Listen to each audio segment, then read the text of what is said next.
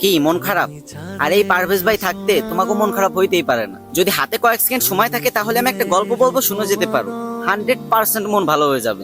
আর যদি না হয় তাহলে আনফলো করে দিও আমার, যাও। তো ঘটনাটা হয়েছে কি, ছেলে শ্বশুর বাড়ি যাবে, তো মাথা তার একটু চিড়া মগা, তাই মা শিখাই দিচ্ছে, বাবা শ্বশুর বাড়ি যায় আগে শ্বশুর আব্বারে বলবি আব্বা কেমন আছেন, কারণ তোর শ্বশুর আব্বা অনেক অসুস্থ। উনি হয়তো তখন নিশ্চয়ই বলবে যে ভালো আছি, তখন তুই বলে উঠবি এটাই তো আমাদের কাম্য। তারপর তুই উনি কি ওষুধ খাই সেটা জানতে চাইবি, উনি নিশ্চয়ই যে ওষুধ খাই কিছু একটা কথা বলবেন, তখন তুই বলবি বাহ খুব ভালো ওষুধ, এই ওষুধ আপনি খেতে থাকেন, সুস্থ হয়ে যাবেন খুব তাড়াতাড়ি। তারপরে বলবি আব্বা কোন ডাক্তার দেখাচ্ছেন, সে নিশ্চয়ই একটা ডাক্তারের নাম বলবে, তখন তুই বলবি দারুণ ডাক্তার, আপনি দেখাতে থাকেন, খুব তাড়াতাড়ি সুস্থ হয়ে যাবেন। আর সবসময় হাসি খুশি থাকবি, কেমন?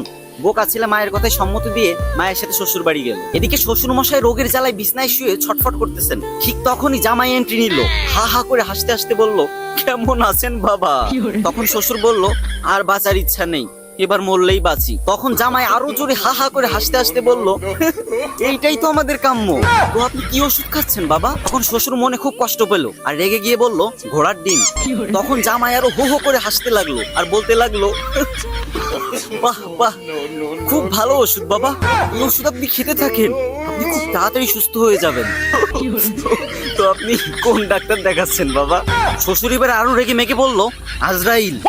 এটা শুনে জামাই হা হা হো হো হি হি করে আসতে লাগলো আর বলতে লাগলো খুব ভালো ডাক্তার, খুব নাম করা ডাক্তার, আপনি দেখাতে থাকেন, আশা করি খুব তাড়াতাড়ি সুস্থ হয়ে যাবেন। বাবা।